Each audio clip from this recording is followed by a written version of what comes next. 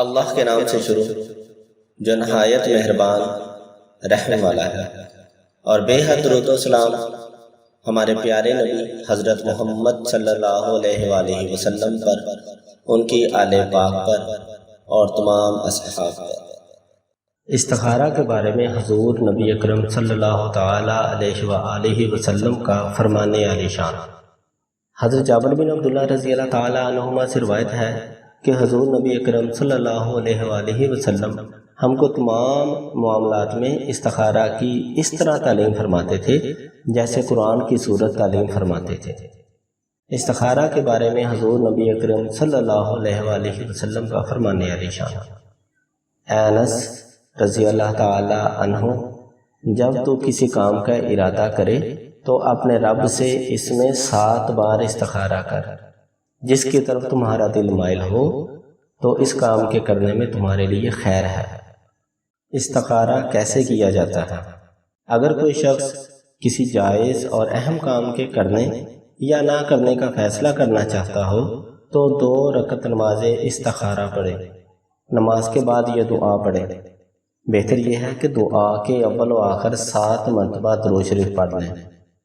اللہم انی استخیرک بعلمک واستقدرک بقدرتک واسألک من فضلک العظیم فإنک تقدر ولا اقدر وتعلم ولا اعلم وانت علام الغیوب اللہم ان کنت تعلم ان ھذا الامر خیر لی فی دینی ومعاشی وعاقبت امری فاقدرہ لی ویسرہ لی ثم بارک لی فیہ وَإِن كُنْتَ تَعْلَمُ أَنَّ هَذَا الْأَمْرَ شَرٌّ لِّي فِي دِينِي وَمَعَاشِي وَعَاقِبَةِ أَمْرِي فاصرفہ عنی واصرفنی عنہ وقدر لی الخیر حیث کان ثم اردنی بہ۔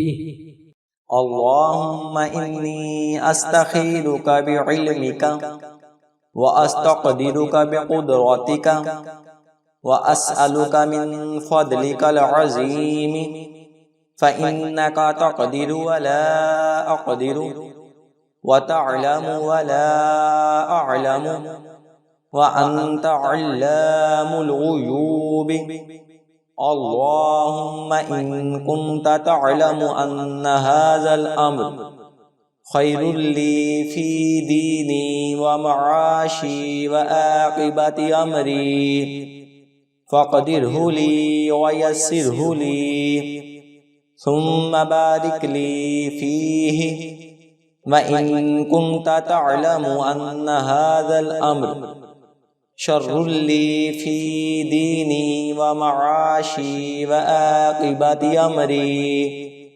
فاصرفه عني واصرفني عنه وقدر لي الخير حيث كان ثم أردني به۔